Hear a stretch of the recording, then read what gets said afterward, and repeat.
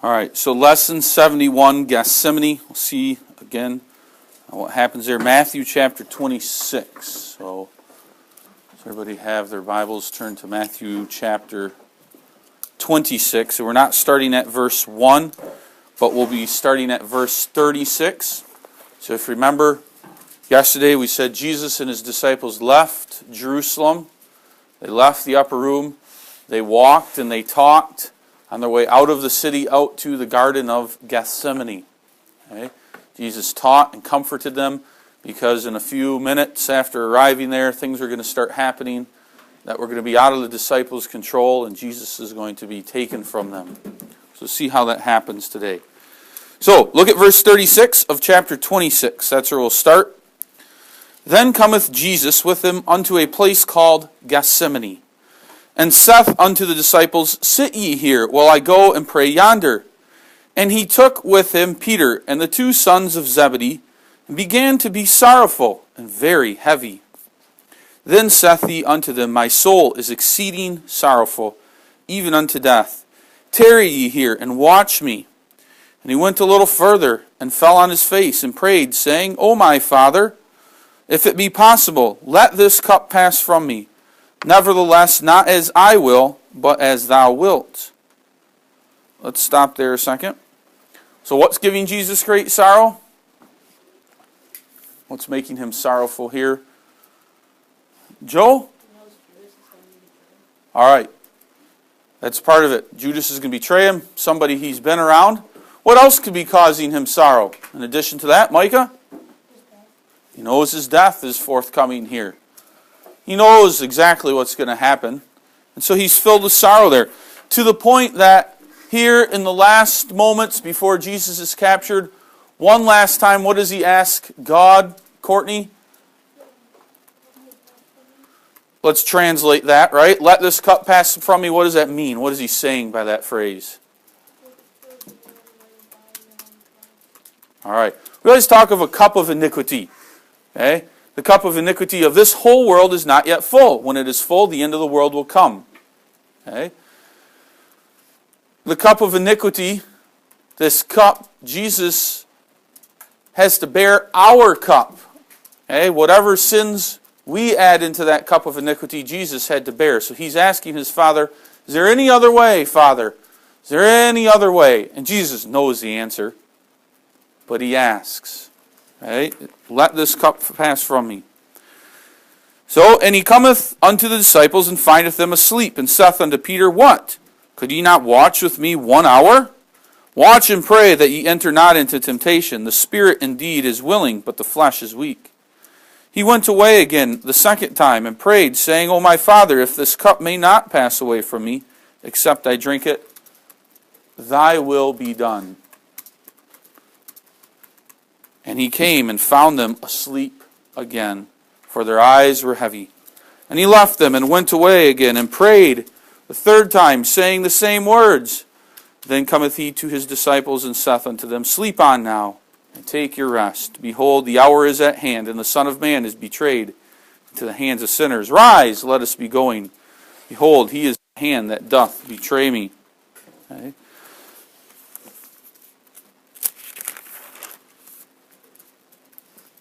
What 3 disciples did Jesus take with him into the garden? Some he left at the gate, but he took Kenton, Peter, James, and John. What happens to Peter and James and John? Every time Jesus tells them, wait here, I'm going to go a little further to pray in private to my Father, he comes back, and how does he find them? Grant? They're all asleep. And he wakes them and goes away again and comes back, and they're asleep, and wakes them again and goes away and comes back and finds them asleep a third time. What does he decide to let them do after the third time, Jennifer? Decides to let them sleep. Why were they tempted to sleep? Well, I asked that question. Who was part of that temptation? Micah? Satan. Satan tempts us. And why were they so tempted to sleep? What's been going on? Why would they be easily tempted to sleep here? Jesse? Tired. It's been a long day. It's the middle of the night. They've been going pretty hard this week. So there they sit resting, and very easily their eyelids fall asleep. What does that tell us? Are we ever tempted to sleep in church? There we sit. You ever tempted, Micah? Got to work at keeping the eyelids open? Have a nice cup of regular coffee before you go to church? No? Same reason. We have the busyness of the week. Saturday, you might be out doing a lot of things. Maybe even get to bed late. Get to church the next day. And now you sit and your body begins to relax. Your heart rate slows because you're not doing any activity. Okay? Feel comfortable sitting there. What happens to your eyelids, Garrett? Yeah, it's a temptation to sleep. Okay? So what can we do so that we aren't tempted to sleep in church? What could be some better habits to maybe get into? What could we do? Jen? Oh, Micah, he's got one. Get to bed on time, right? Joe? What's that? Take notes. Be active. Good. Megan? Okay. A little nap between services. Jesse? Have a little caffeine. Have a piece of candy, right? So we can't say that we're any better than the disciples here because we would be very tempted to do those things too. Okay? Thy will be done. Jesus knows that. But that's, I think, a good lesson for us too. Can we pray that, or do we always pray that? Thy will be done? By our own sinful nature, what are we tempted to do as opposed to thy will be done? Emma? What do we like to do instead? Our own will. We want to do what we think is best. Okay? So it becomes difficult for us to pray, thy will be done too. But that's a good lesson here from Jesus for us as well. Thy will be done. We have to submit to God. Okay? Not always easy. So he lets them rest.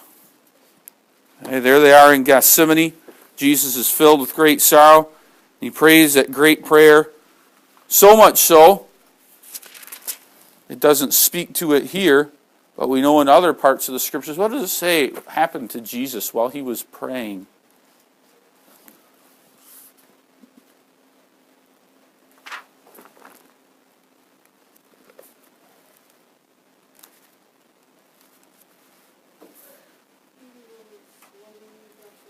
Sweating drops of blood. Okay? Sweating drops of blood. That's how fervent his prayer was here. Okay? So we see that from Jesus. This prayer that he prays to his Father to let the cup pass from him. Is there any other way? And then finally, I submit to thy will, Father. Okay? And we see that there. All right, let's go ahead and then pick up here. Let's see what happens now with Judas. So after the disciples sleep, they awake. Verse 47, and while he yet spake, lo, Judas, one of the 12, came, and with him a great multitude with swords and staves from the chief priests and elders of the people. Now he that betrayed him gave them a sign, saying, whomsoever I shall kiss, that same is he, hold him fast. And forthwith he came to Jesus and said, Hail, Master, and kissed him. And Jesus said unto him, Friend, wherefore art thou come? Then they came and laid hands on Jesus and took him. And behold, one of them which were with Jesus stretched out his hand and drew his sword and struck a servant of the high priest's and smote off his ear. Then said Jesus unto him, Put up thy sword into his place, for all that they take the sword shall perish with the sword. Thinkest thou that I cannot now pray to my Father, and he shall presently give me more than 12 legions of angels? But how then shall the Scriptures be fulfilled, that thus it must be? So let's stop there. Judas comes leading a band of soldiers here, multitude with swords and staves. Who sent these men? I find this interesting. Who sent these men here? Garrett? Yeah, it says the chief priests and the rulers, or elders. That makes you think that the chief priests and the elders are probably not with them, they just sent them. Why would the chief priests and elders not want to be out in the field with these guys? Megan?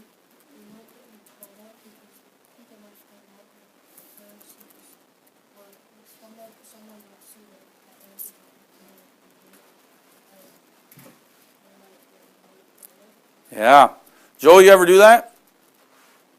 Send Kate off to go do something you might get in trouble for. She gets in trouble instead. Jesse sends off Aubrey. Maybe she can get away with a little more, right? Talk him into it. Hey, Nolan, go do this, Grant says. Knowing full well, at least if they get in trouble, it'll be them and not me. That's probably exactly what the elders and the chief priests were thinking. Well, let's send these soldiers or these other men out there so that if anything goes wrong, we'll put all the blame on them. We can't be accused of it. Okay? So that's probably true. We see, what did they come armed with, Logan? Yeah, what's a stave kind of like? Kenton? Spear, swords and staves they come with. So they're armed here to the hilt. They know they're against a terrible foe. And Jesus, this is a man who cast out devils, who raised people from the dead. They know his power. And so you can imagine them may be fearful. But then, why does Judas have to betray him with a kiss? Well, first of all, so that the scriptures can be fulfilled. But it's as though these soldiers wouldn't even recognize Jesus. So how could that be? Why would these maybe men not recognize Jesus? Can we do some inferencing here? Why might they not recognize Jesus? Any guesses? Garrett? Why wouldn't they have seen him before? I like that. That's kind of what I'm thinking too here. Hey, could be. I'm just thinking these are, who was concerned with Jesus? Well, it was the chief priests and the Pharisees. So they followed him around and did things. The soldiers, they just manned their stations. They woke up in the morning, they went about their business, and were happy to go to bed at night. Okay, and they didn't care about, these are probably maybe even Roman soldiers that are doing this. We don't know. These men probably don't care about Jesus at all, one iota. They don't know who he is. Maybe they've heard some stories and stuff like that, but they don't recognize him. So that's why Judas needs to betray him with a kiss, so that they can recognize him. So we see that. The chief priests and the elders send these men, they come, Judas kisses Jesus, and Jesus sometimes fighting back, hitting and punching, that's not the strongest thing one can do to make a point. The strongest thing one can do is to use words. We know how hurtful words are, right? Ever use words to hurt people? Say something mean to them? In this sense, Jesus is justified in saying those words. Friend, wherefore art thou come? He calls him friend. Helped you, I instructed you, you're with me. Now you betray me. That word friend hurts, Judas. You can imagine. Okay? His words can hurt.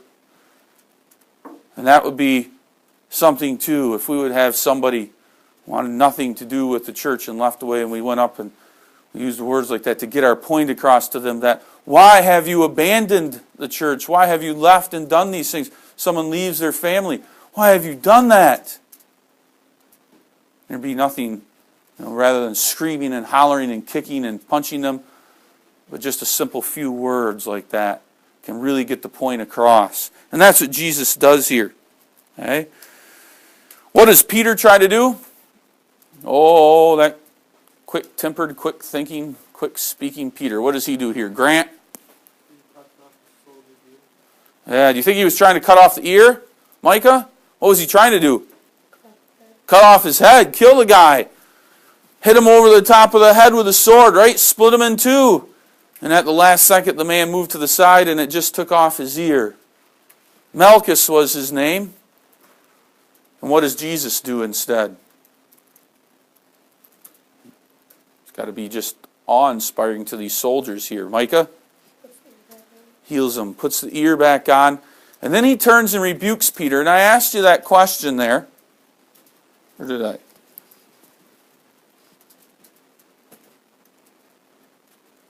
Nope. Why did Jesus have to rebuke Peter here?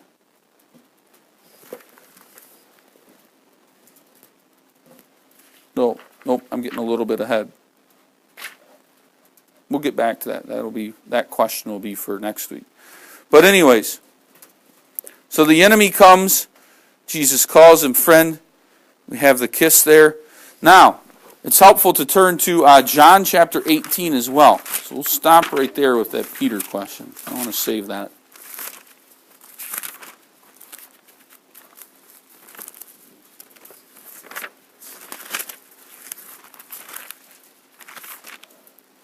And we have the story here too.